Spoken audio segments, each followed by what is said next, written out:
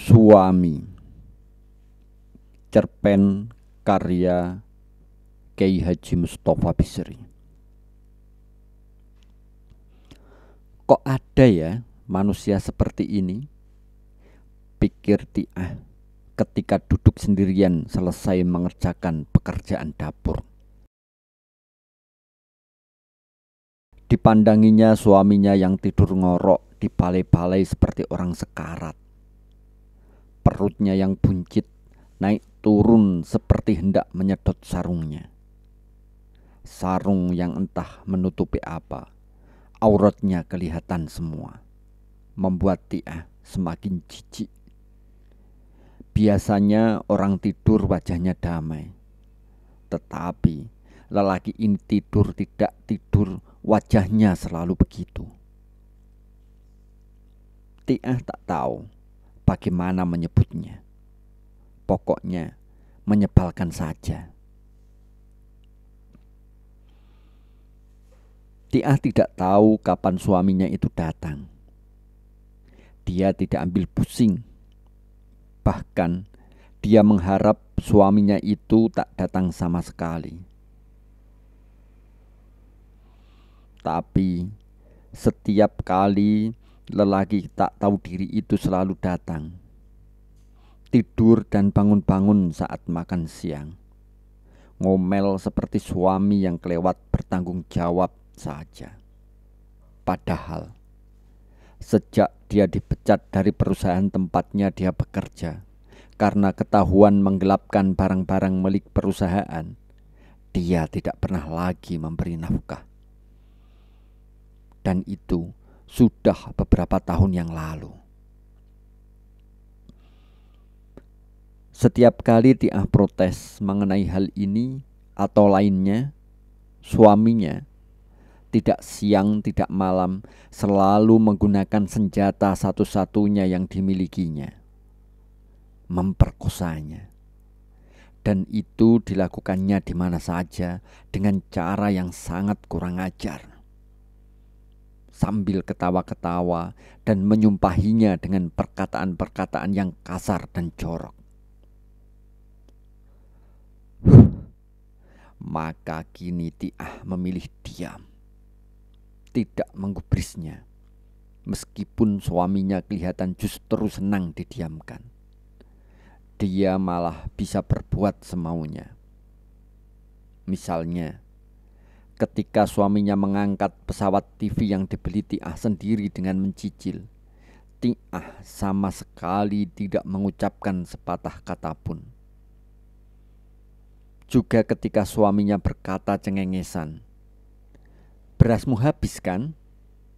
Sebentar, aku carikan duit. TV ini kan belum lama, masih lumayan harganya." Sambil membawa TV itu keluar rumah.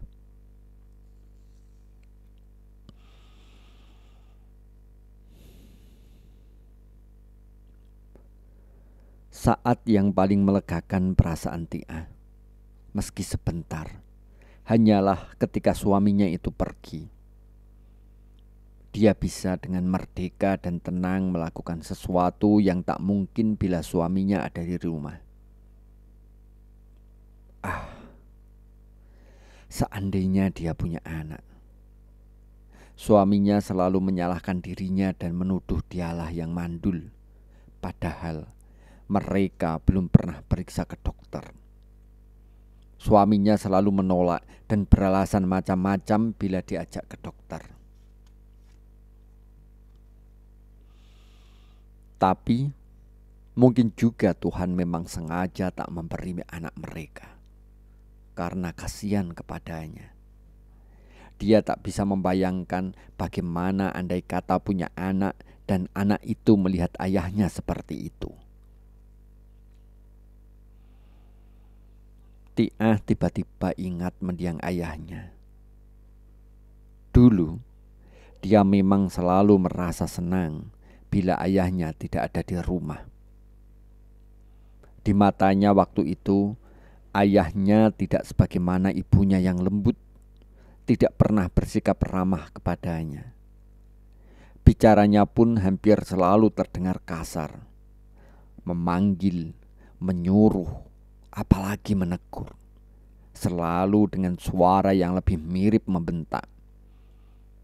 Memberi uang jajan pun seperti kurang ikhlas. Seperti sikap orang kikir yang terpaksa memberi kepada pengemis. Tidak itu saja. Yang paling menyebalkan, ayahnya seperti selalu mengawasi gerak-geriknya dan selalu menganggap apa saja yang ia lakukan salah. Salah belaka. Makan saja misalnya. Bila dia telat sedikit dari waktunya, dimarahi. Tapi sebaliknya, bila dia ketahuan makan sebelum yang lain, juga dimarahi. Tidur telat dimarahi. Tidur terlalu cepat dimarahi. Berpakaian pun selalu disalahkan. Yang kurang rapat lah, yang terlalu ketat lah, yang mencolok lah. Pendek kata, rasanya Tiah seperti tak pernah benar di mata ayahnya. Namun, sejauh itu, Tiah tak pernah benci kepada ayahnya. Betul, waktu itu dia senang bila ayahnya tidak di rumah. Tapi dia sama sekali tidak pernah mensyukuri hal itu. Apalagi mengharap ayahnya pergi terus selamanya. Kadang-kadang bila ayahnya pergi agak lama, dia masih merindukannya juga. Tapi perasaannya sekarang ini terhadap suaminya lain sama sekali. Setiap kali suaminya mau pergi, apalagi pergi jauh, diam-diam Tiah merasa bersyukur dan mengharap suaminya itu tidak pernah akan pulang kembali. Dia kadang-kadang heran dalam penyesalannya, mengapa dulu dia seperti kerbau dicocok hidung saja saat hendak dikawinkan dengan lelaki menyebalkan ini. Lelaki yang pekerjaannya seperti hanya mengganggu perasaan dan kehidupannya belaka. Kalau sekarang dipikir, ini juga akibat dari sikapnya sendiri dulu terhadap ayahnya.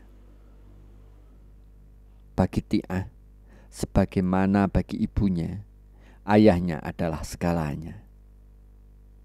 Dia, juga ibunya, sekalipun tak pernah membantah apa kata ayahnya. Apa yang sudah diputuskan ayahnya harus berlaku. Apalagi soal sepenting kawin. Belum lagi bila diingat, waktu itu dia masih sangat muda untuk dapat berpikir agak panjang tentang kehidupan rumah tangga.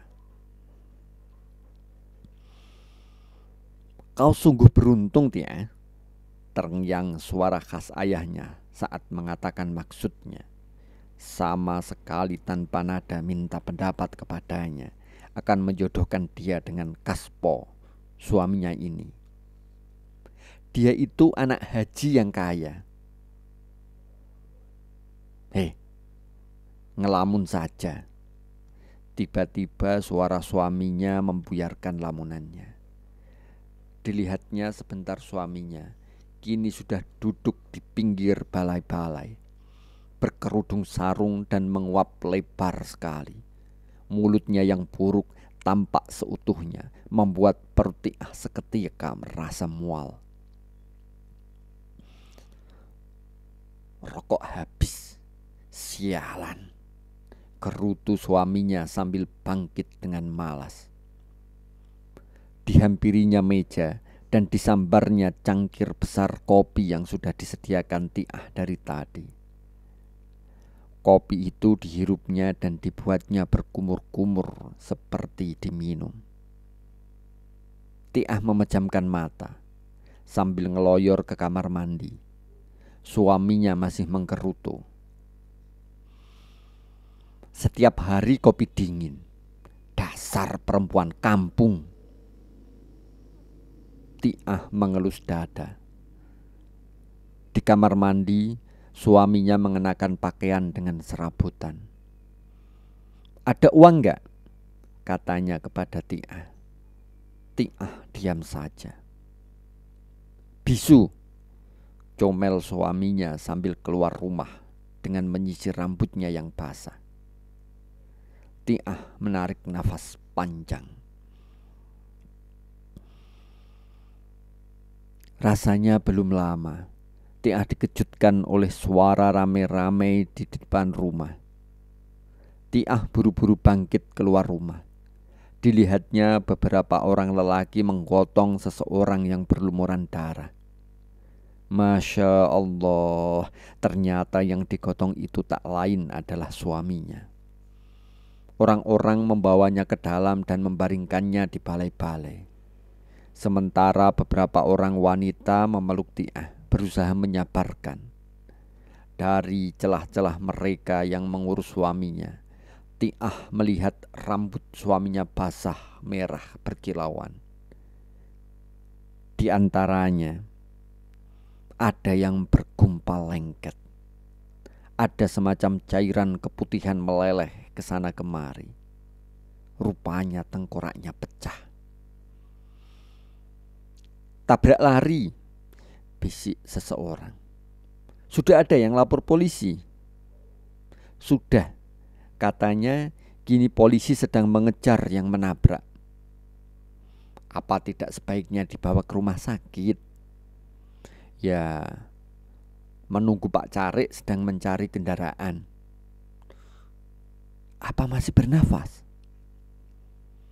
Kelihatan sih sudah tidak. Dari tadi langsung gak bernapas kok.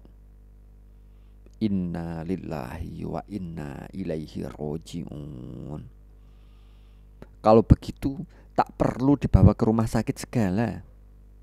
Iya, tapi menunggu Pak Carik lah. Tiah membisu dalam rangkulan beberapa wanita tetangganya. Kepala pongah yang dibencinya itu kini pecah sudah. Wajah yang menyebalkan itu kini sudah tak terbentuk. Haruskah aku menyesalinya? Pikir Tiah. Atau justru mensyukurinya? Bukankah kini aku merdeka? Bukankah kepergian suaminya untuk selama-lamanya itulah yang diharapkan?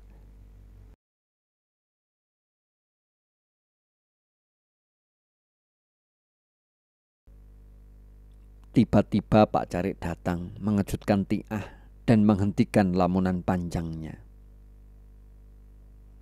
Dik Tiah, Dek Kaspo ada. Pak Lurah memanggilnya sekarang juga. Itu masih molor, jawab Tiah malas. Pak Carik bangunkan sendiri. Kembali Tiah menarik nafas panjang. Seleret senyum sempat tersungging di bibirnya. Entah apa artinya. Rempang, Ramadan 1423.